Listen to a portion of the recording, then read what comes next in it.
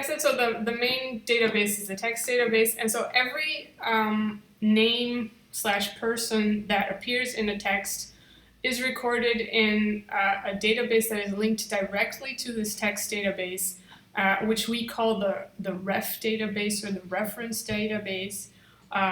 So each and every attestation of a name, which is at the same time, of course, also an attestation of a person, is recorded in this database. And this is actually the basis of TM people. So each of these attestations gets a separate number as well, so also a stable identifier, which we call the TM ref ID. And then on top of this attestation database, we actually have two structures. On the one hand, we have the onomastic structure, which has 3 different tables at the moment. And next to that, we also have a prosopographic structure, which actually only has 1 table. And we do this because, well, of course, an attestation, like I said, it refers to a name, but at the same time, a person. But a person can have more than 1 name and also can be attested more than once, which is why we need this separate table for people, so that if a person is attested 10 times, well, you need only 1 record for the person, but you need 10 records for the attestations. Oh, sorry, someone's waiting in the lobby. Let's see if I can add them.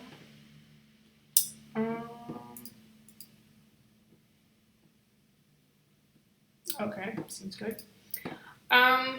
So, and then for the prosopographic structure, we have 3 databases actually.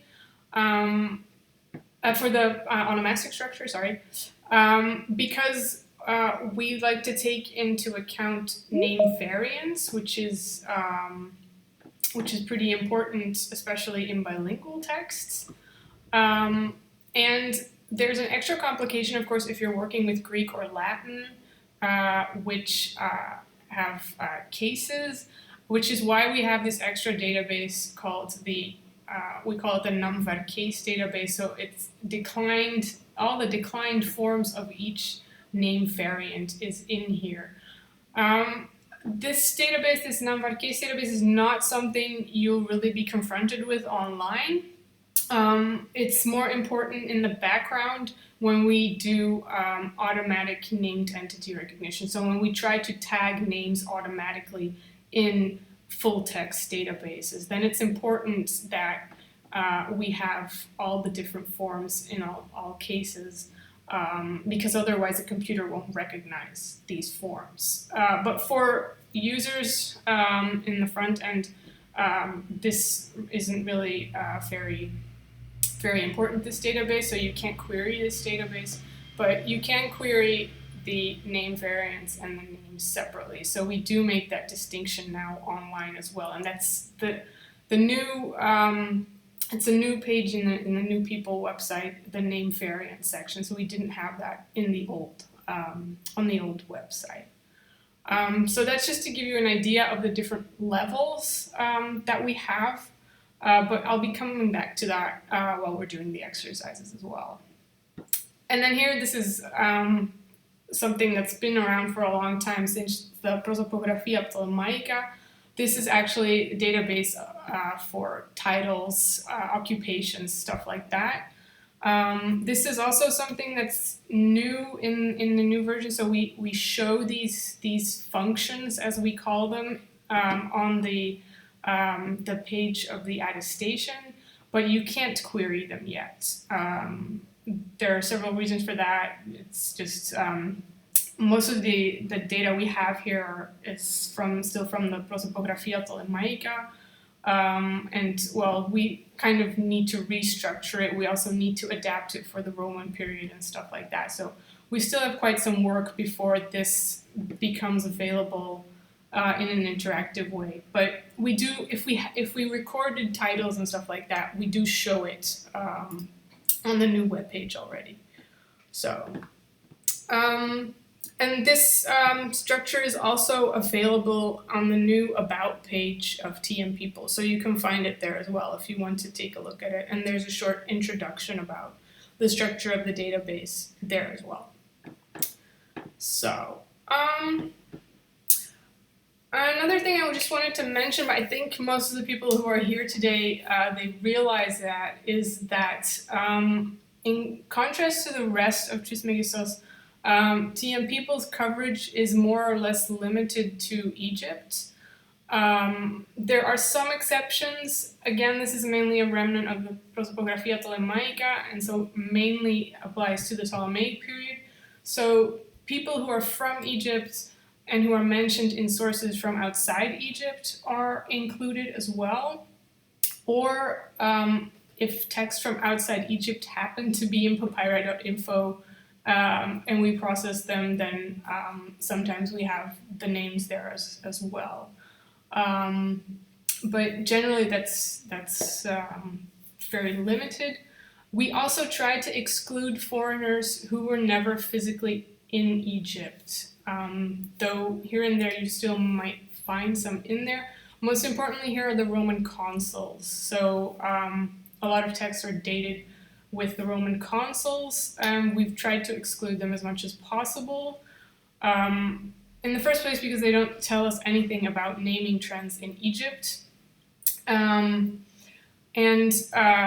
Secondly, we are in the background expanding TM people to other regions, but even then we're not really sure we're going to include these consuls since they're actually part of the dating formula. So it's something different than people who are actively mentioned in a text.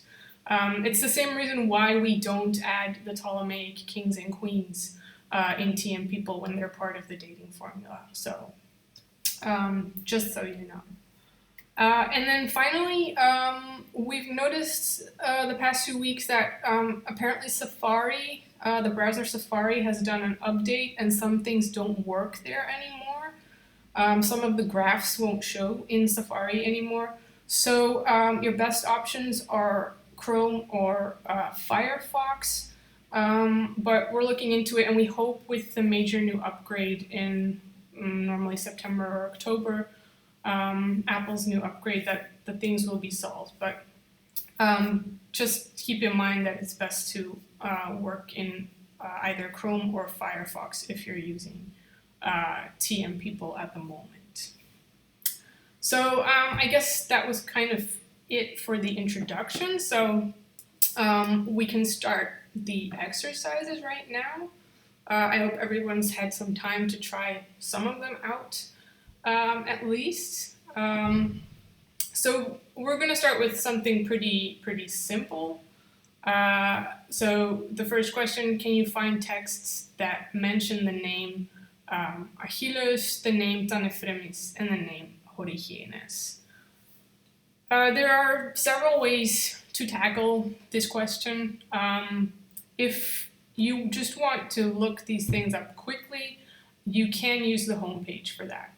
So many of you probably know we have this central search field on the Trismegistos homepage, which kind of works like Google. We try to make it work like Google, so you can basically try to type in anything and see if it works. So if you just type in the name Achilles here and you press enter, then you'll see that you get the suggestion here at the top that Achilles is a personal name. And on the homepage, he always interprets the name as like on the name level, so the top database, the top onomastic database, so including all variants, all cases, so he goes as broadly as possible. You can change this here. There are some other options. If you want to interpret it as the name variant Achilles, which means in this case the Latin variant Achilles. And you can go even further and say, no, I specifically want the nominative of this name variant because that's what I typed in here. So if you take the broadest possible interpretation, which is by default the case here, you see that you get 471 texts that mention the name Achilles, whether it's written in Greek, in Demotic, in Coptic, in Latin, whatever.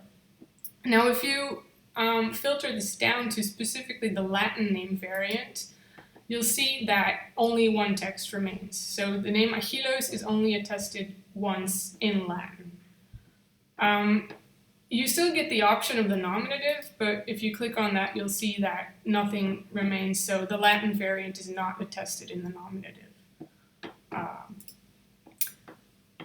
And so, so this is just if you want a quick overview. But you have to keep in mind is that if you search on the home page, that you're looking for texts. So the home page always looks for a number of texts. So if the name appears more than once in a text, it's not counted extra. For that, you here have this part that gives a little more information about the actual number of attestations and how many different individuals this corresponds to. So in these 471 texts, there are actually 713 attestations of Achilles, referring to 462 people. Now, if your university has subscribed to Trismegistos, you can get the option of showing these results on a map. For now, this only works for Egypt, of course, since we don't go outside Egypt for now. And if you click on that, you'll see a geographical distribution of these texts and a kind of heat map that shows you where most of these texts are located. So you can see that it's most of the texts, so 140 texts, are from the Hermopolite nome. There are also many from the Oxyrhynchite nome, the Fayum, the Heracleopolite nome. So you kind of get an idea of the distribution of the texts with this name. But again, this is on the level of texts, not on the level of attestations or people. So it's important to keep that in mind. But it may come in handy if you just want a quick overview of how many texts have this name and where are they more or less located. So the same for the other two names. I have to type correctly, of course. So Tanefremis, we get 75 texts. Here you can see that you don't get these extra options, like with the name variant and the nominative, and that's because, well, we've typed it in Latin letters, and we don't have a variant in Latin, so you don't get these extra options. So it's probably, the name is probably only attested in Greek and in Demotic. And so again, you see there's 75 texts, but there are actually 184 attestations. And again, you can look at it on the map to see how these texts are distributed. It takes a while to load, of course.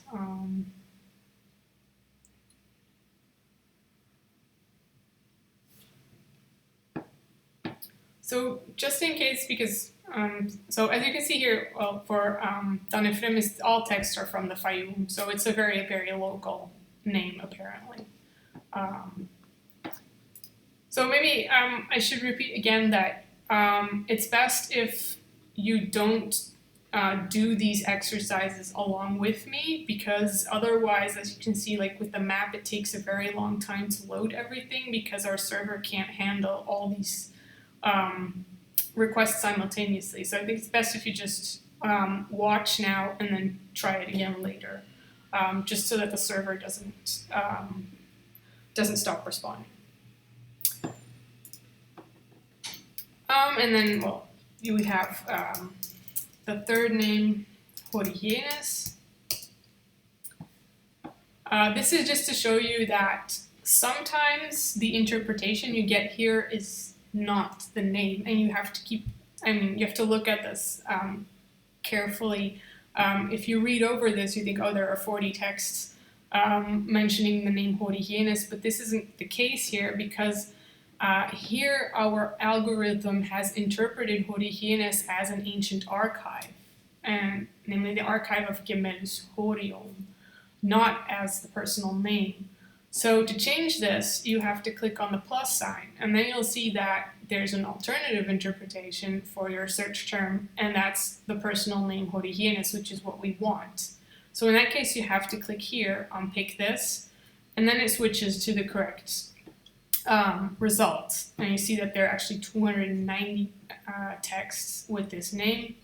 And again, here you have the option. Apparently there is a Latin variant, Horigienes, so you have the option to switch to this variant, or even the nominative if it exists. So that's basically a very simple way to search for names. You can also type in Greek, so you don't necessarily have to use the Latin alphabet. So when we go to the second question, for example, what is the major difference between texts mentioning the name Genuris and texts with Thenuris? If you type in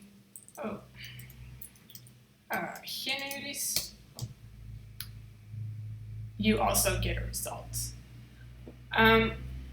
You do have to be careful. So like I said, by default, the algorithm gives you the broadest possible interpretation. So even if you specifically search for the Greek Genuris, he'll say, okay, but that's a variant of Senuris, and I'm going to show you everything for Senuris.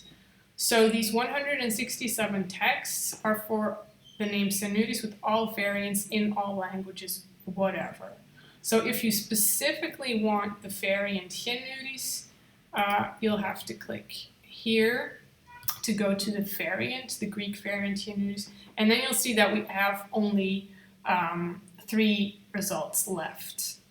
And all 3 are from the Hermopolite gnome. Now, if we do the same for Thenuris, well, in the beginning you'll get the same result because, again, he'll search for everything of the name Senuris. So again, you have to click on the option, I want the variant Thenuris. Then we see that we have 7 texts, and they're all from the Fayum. So here we clearly see that the variant with Thin is a Fayumic variant, and the variant with Gen is a Hermopolite variant. So there's some geographical difference in the use of these variants. Now, so this is how you can search for these things through the homepage. Obviously, you can also search for these names through the TM People homepage, which is accessible in the menu to the right here. So you can do exactly the same exercises on the TM People homepage. For that, you use the central search field here, the name/person search field. So again, you can just type in Achilles here, and then you get, so like I said, contrary to the homepage here, on the TM People page, searches are more specific. So if you type in Latin letters, he'll go looking for a Latin variant in the first place. If he doesn't find a Latin variant, then he'll revert to the standard transcription, and then you get all results. But in the first place, he looks for the Latin variant. So here it says Achilles is Latin for the name Achilles, which incidentally, we use that same transcription for the name in general as for the Latin variant. And so, well, you see again, 713 attestations for 460 individuals. The difference, so the main difference here is that we don't work with number of texts anymore for the results. That's only on the home page.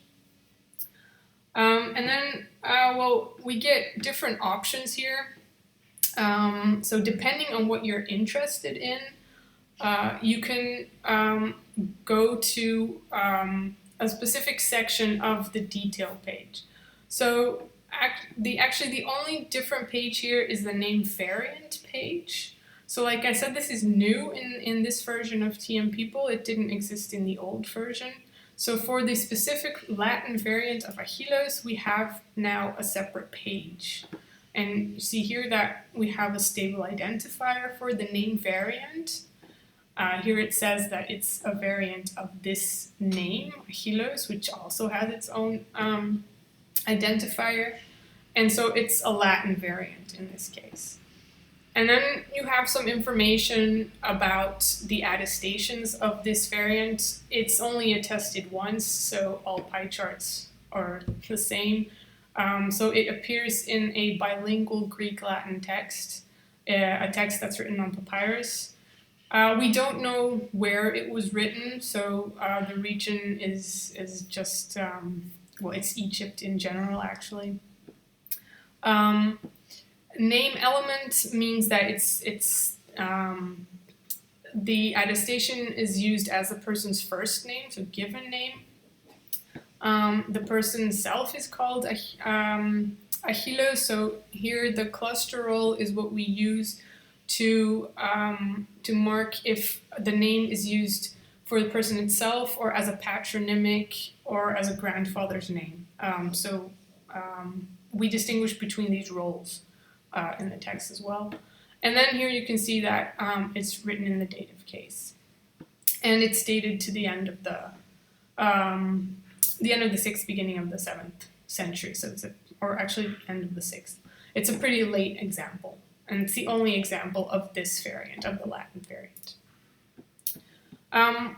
So if we go back to the initial results, the other three options you see here, so for more details on the name, the attestations, or the individuals, they all bring you to the same page, which is the detail page for the name. So if we go back here to the overview, so the Latin variant Achilles is situated here on this level, while the page I'm showing you now is situated here on the top level of the name itself, where all different variants are grouped together. And the information on this page on the top, it never changes.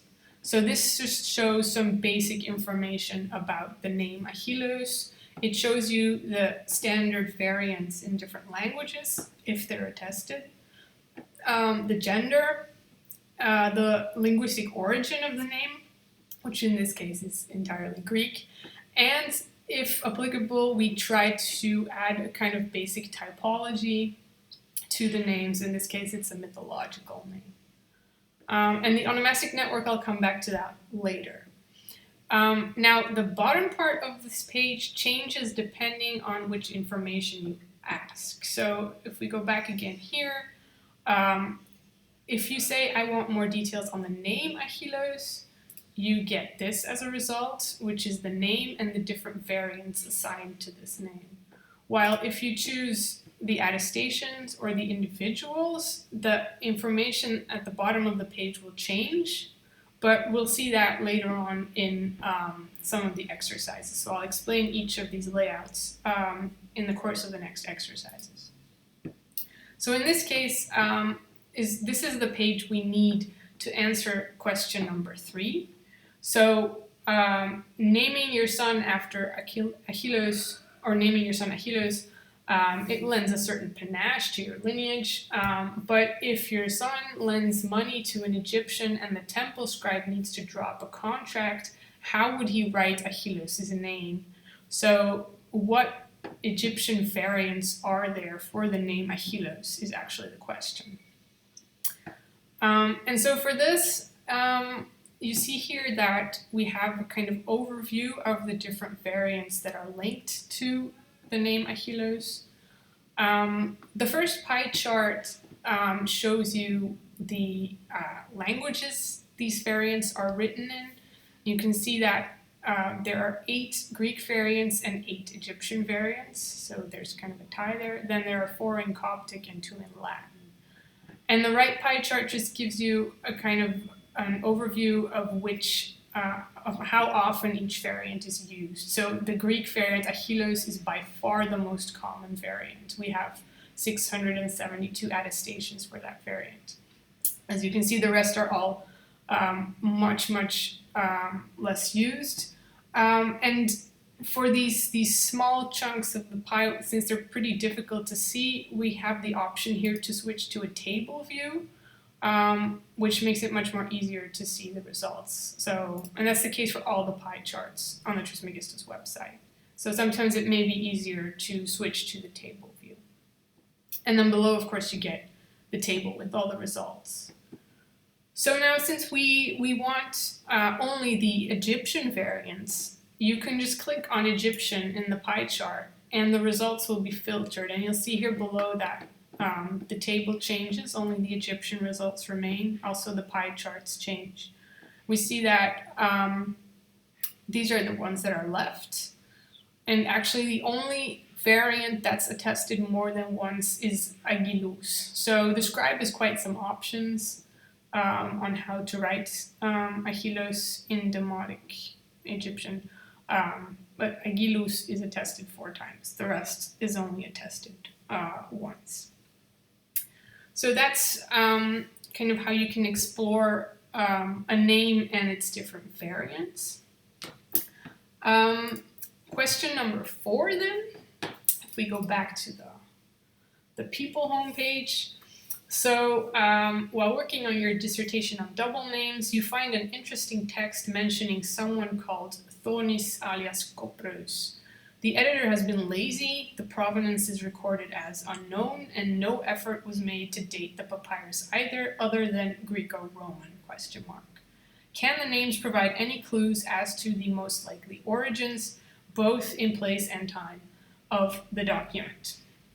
So what we have to do here is search for each of these 2 names in turn and try to see if they are concentrated in place and in time so we can adjust the date and the provenance of the document. So we'll start with the first name of the double name, which is Thonis. So as you can see, it's the transliteration of the name Thonis, which is attested 623 times for 413 different individuals. This time, we're not just interested in the name and its variants, but since we're looking for information about the provenance and the date of the text this name is attested in, we need to go to the attestation level. So if I go back to the structure overview, it's this level. So the level that's linked directly to the text database. So now we click here. And as you can see, so the top section, it's always the same, whether you choose for the attestation level, the individual level, or the name variant level, this always remains the same. And as you can see here, for Thonis, we have a little more information. With the linguistic origins, well, it's Egyptian, but we have this comment that says that it's a typical Oxyrhynchite name and it was accepted by the elite as Greek and was Hellenized as Theon. Its DN is an abbreviation for divine name, so it actually is just the name of a god, the god Thonis, which is a manifestation of Horus. And so the type is theophoric. And as you can see here, we also have some bibliographic information for this name. Now, if we scroll down, we see information about the attestations of this name. So as you can see, it's mostly attested in Greek texts. Most of them are written on papyrus, and most of them are from Upper Egypt. So here we also already have a kind of clue for the provenance that, well, Upper Egypt is pretty important. If you click on Upper Egypt, the results are filtered further. It may take some time if it's a quite popular name, such as here. And then you can see that, so it filters down, and now you get a graph that focuses on Upper Egypt only, which is indicated here, selection U, the U stands for Upper Egypt. And we see that actually most of the attestations from Upper Egypt, so over 80%, are from Oxyrhynchus, and another 11% from the Oxyrhynchite nome. So we already have a strong indication here that we're dealing with a text from the Oxyrhynchite nome.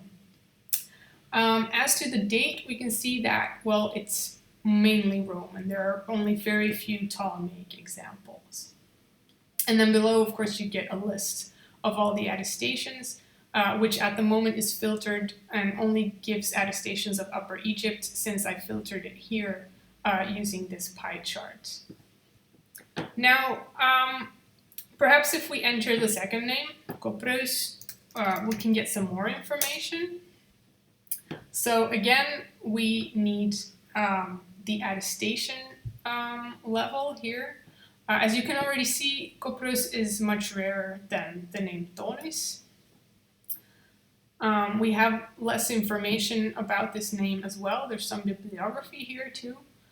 And again, we can see that it is attested overwhelmingly in documents from Upper Egypt.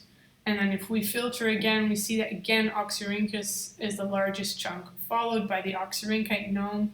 So it's probably safe to say that this document should be located in the Oxyrhynchite gnome. And with Papyrus, we also have a more narrow scope for the date, because it, apart from one or two attestations in the 1st century, all attestations are concentrated in the 2nd and 3rd century AD. So that gives you a more narrow, limited range for the date for the document as well. So with this double name, you can get a better idea of the provenance and date of the text. Maybe just to explain these pie charts a bit further. So you can filter everything that has a pie chart, you can use to filter down your results. So if you say, well, I'm not interested in this name on Papyrus, I just want to see examples on pottery, then you just click on pottery. You're left with one result in this case. And so also here, so for the name element, I already briefly explained, so it's it kind of determines, so if the name is used as a first name or in a double name. So if, for example, if you select double here, then you only get the attestations of Papyrus where it's used as the second name in a double name. So we use name for first name, double for the second name in a double name, and triple for the third name in a triple name, of course. Sorry. And then we also have an extra option, maybe if I show another name, for the praenomen and nomen of Roman names. They're grouped together in a separate category. This is a big name, so it takes a while to load.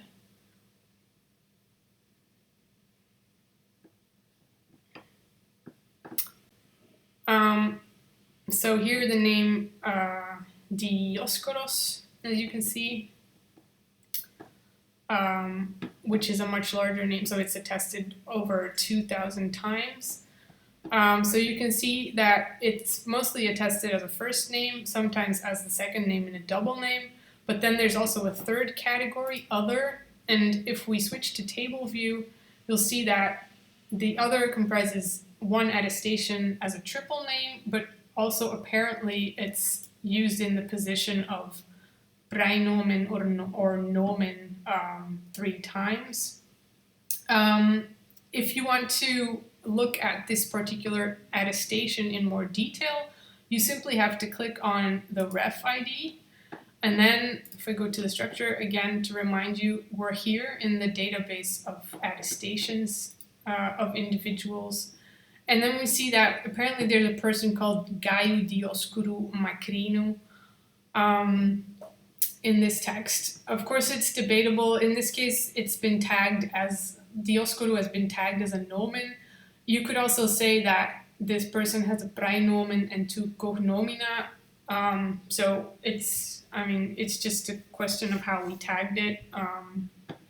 So of course it's debatable. But, just to show you what this name element chart is for, if I undo this, take some time to load again. And so again, just to show you the clusteral pie chart, once it's loaded, we see that most of the time the name is attested for a person who appears as, let's say a subject in the text. But we also have over 650 attestations where the name Dioscoros is used as a patronymic. There are 60 attestations where it's used as in the position of the grandfather's name, so that a person adds his grandfather's name to his identification. And then if we look at the pie chart,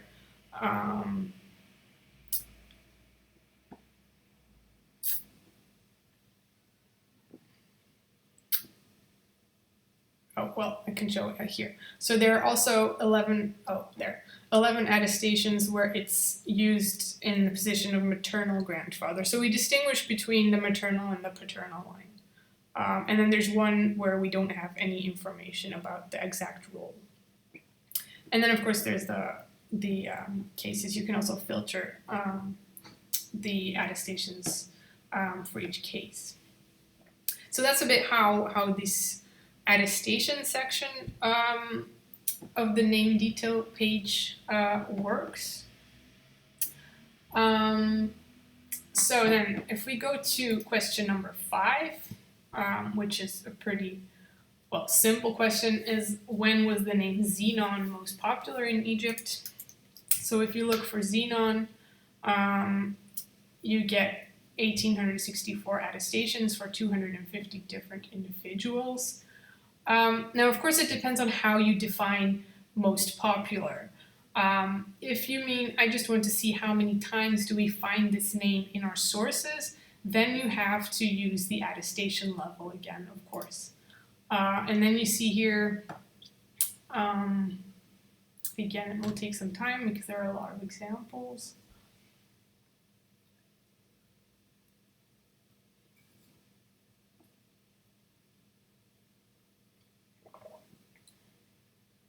So you see here that there's a major peak in the 3rd century BC, which is obviously due to the Xenon archive with these thousands of texts in there. But if the question is when is the name most popular, well, then this is not really representative, of course, because although there are a lot of attestations in this period, they actually all refer to one individual. And so if you're talking about name popularity, it's better to count on the level of individuals, not on the level of attestations. And so that's why it's so important to have this person structure on top of your attestation structure, as we do.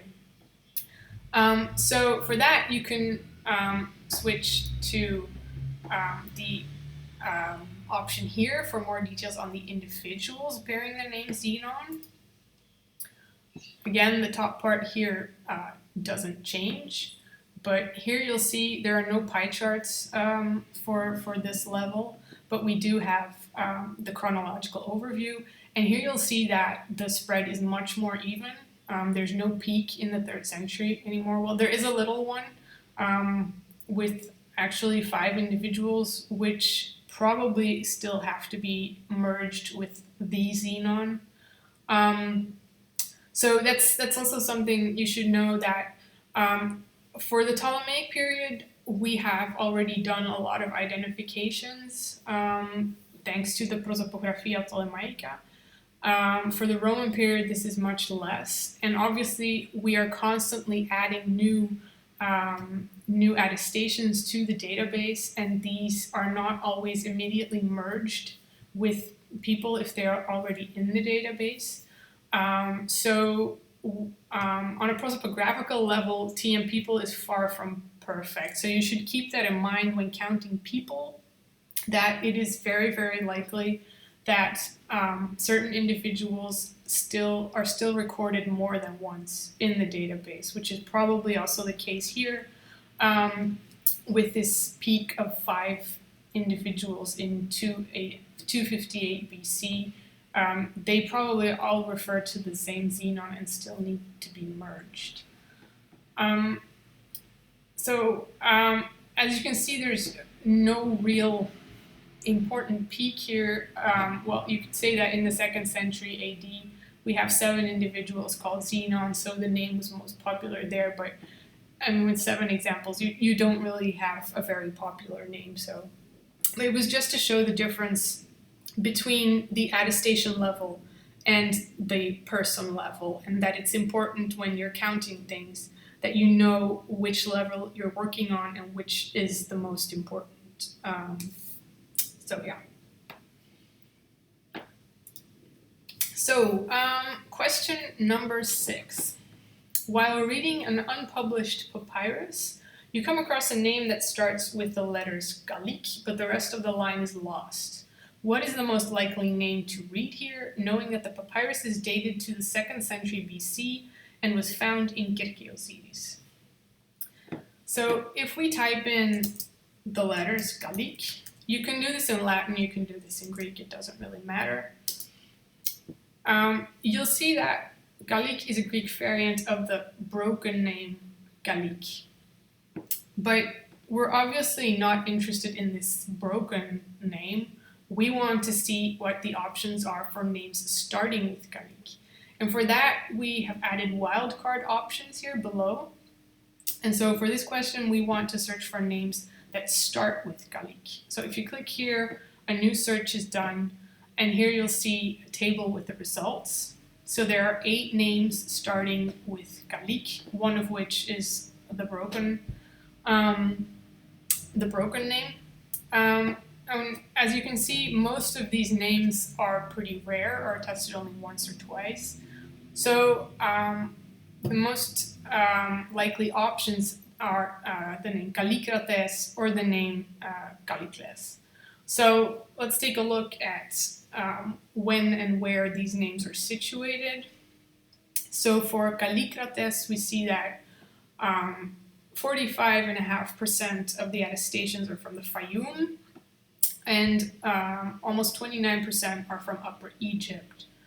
So, well, since the text was found in Kirkiosiris, if you click on Fayum, you'll see that, well, actually, many of the attestations are from Kirkiosiris for Kallikrates. Also, the text is dated to the 2nd century BC, and this fits the chronological scope of Kallikrates. So Kallikrates is already a likely option. If we go back to the home page and we go to Kallikles, then we will see that Kallikles is actually more common in Upper Egypt, less in the Fayum. Now, if we click on the Fayum, we see that Kirkiosiris isn't even one of the options here. So Kallikles is not, so far, is not attested in Kirkiosiris. The date fits, but the provenance not really. So chances are much higher that your broken name Gallic will be Kallikrates than Kallikles or another option. Okay, question number 7. Unisex names seems very modern, but they did exist in antiquity too. Was it a cultural thing? Sorry. Ik vlieg eruit. Zijn de andere wel nog daar? Ja, die zijn er wel, maar... Ja, helemaal zwart misschien. Is die computer toch niet gewoon afgespannen? Ja, kijk, maar nee, ik kijk wel vooral niet van de andere keer dan lesgeven. Ja. Nee, het is niet nog. Ja, dat is goed. Dat staat bij jullie. Ja. Sorry about that. So unisex names. So in this case, we're not searching for a particular name, but a set of names answering to a certain criterion, and in this case, gender. And for this, we can use the charts that are on the TM People homepage. So they are based on the names database. So again, if we take the structure here, on this database in general. So if you simply go to the homepage, what you see here are charts for the whole name database. And as you can see, at the moment, we have almost 35,500 different names. So we have information about the linguistic origin of these names. So with linguistic origin, we mean what are the origins of the components that make up this name. So like morphological endings. The gods mentioned in them are the Egyptian or the Greek, stuff like that. And so as you can see that most of the names we have are Egyptian. There's a large chunk of unknown names. Sometimes you get these really short, strange names that we simply don't know what their etymological meaning is, so we don't know for certain what their background is, so we just label them as unknown. And then the second largest group is actually Greek, and then the rest, Latin stuff, is much smaller. So we also record the gender of a name. Male names are, we have many more male names than we have female names, as you can see. But again, there are a lot of names that we don't know what the gender is. And it's not clear from the context of the document and stuff, so we just label them as unknown as well.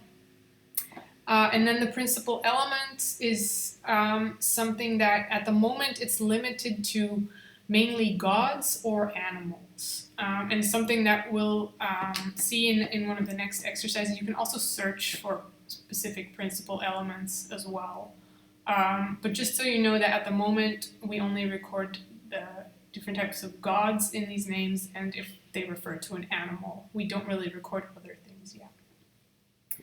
So for this question, we want to look at the gender of the names. So we're looking for unisex names, and if you look carefully, you see there's a very small pie slice here, unisex. So if you click on that, the results are filtered and only the unisex names remain. And so the question was, well, was it a cultural thing? And as you can see from this pie chart here, we can say yes, it was. More than 90% of all unisex names in our database are Egyptian. And as you can see, we have 443 unisex names. It's not that much, but still. And so most of them are Egyptian. The second largest category is unknown, and then you have Greek, but as you can see, we only have 11 unisex names in Greek. It's very, very rare. Greeks did not like ambiguous names for their children. This is where I want to take the opportunity to explain the networks we've seen on the detail pages for each name, because they can also give an idea of the cultural background of a name. So if we go to the name Stotouetis, for example, which is the most popular unisex name in Egypt, it's attested almost 3,000 times for over 2,000 individuals, as you can see. And so here at the top you get like a tiny picture of the network for this name.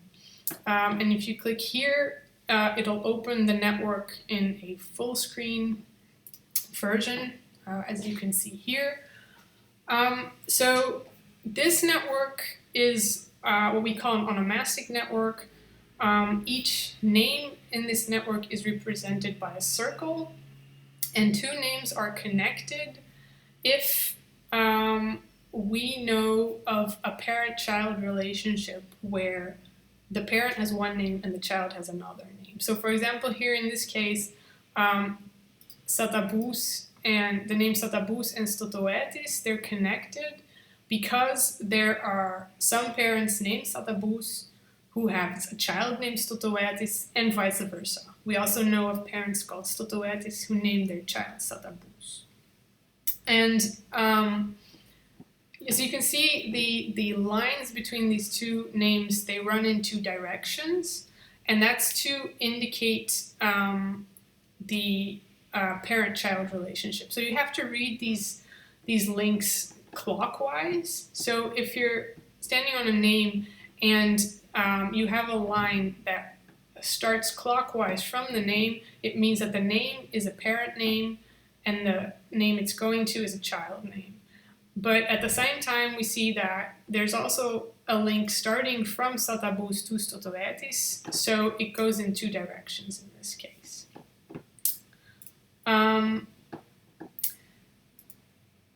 Yeah, and so I'm going to reset the graph. The colors of the names are also significant here because we colored them according to their linguistic origin. So as you can see here already, you see a lot of dark blue names, so this means that they are Egyptian names. Green names are Greek names, orange are Latin names, yellow are hybrid, and I think turquoise is Semitic. So yeah. So these graphs are also kind of meant to give you an idea of this cultural background of these names. Well, it's already pretty obvious that most of the names connected to Stotouatis, so most of the parents and most of the children have Egyptian names, but we are also built in this filter option. And so you can say, well, I just want to see the Egyptian names in this network. And if you filter it, here you get the result. And then you see that 66% of all names that are linked with Stotouatis are actually Egyptian. So this is really, really clearly kind of an Egyptian thing to give your child a unisex name. This big self loop, as we call it, it indicates that there are, and as you can see, it's a pretty thick line compared to the others. It means that there are a lot of parents called Stotouatis who also name their child Stotouatis. So it's a name that's often passed down to the next generation. And what's also maybe useful to know is that we structured the visualization a bit in that the most inner circle, the names in the most inner circle are names that are only attested as parent names of Stotouatis, while the outer circle are names that are only attested as child names well, offspring names of Stotouatis. So if a name is located in the outer circle, we only know it as a name that has a parent called Stotouatis. The name is never attested as a parent name of Stotouatis. And then the middle circle is both. So names that are situated in the middle circle are attested both as a parent name of Stotouatis as well as an offspring name of Stotouatis. It's just to kind of visually structure the different genealogical levels here. But so yeah, the main purpose of this graph is kind of to give you an idea of what other names are used in the same family as people called Stotouatis, and what the linguistic background of these names is. And this is especially striking in some cases, so I just want to show you the example of Tahamois, and to show you that what we label as the linguistic origin of the name, which is Egyptian in this case, because, well, Tahamois is constructed with only Egyptian elements, that it doesn't always necessarily correspond to, I don't know, you can call it like the cultural affiliation of a name or the connotation of a name. Because as you can see here, Tahamois is actually mainly used in families where parents or children have Greek names. So there are only two children. So there's one mother who has a son named Hamois, and another mother who has a son named Hermiusis. But all the other children have Greek names, and also the parents here have Greek names. So apparently Tahamois, despite being an Egyptian name, was accepted in Greek families as a decent name. So that's something that these networks can kind of give you an idea of, and that's why we've added them to the website now. And so, like I said, yeah, you can, like I showed, you can filter them. Here the options are limited. You can filter on gender and on language. That's about it, because we don't have much more information here. But we'll see the person networks later, and there are more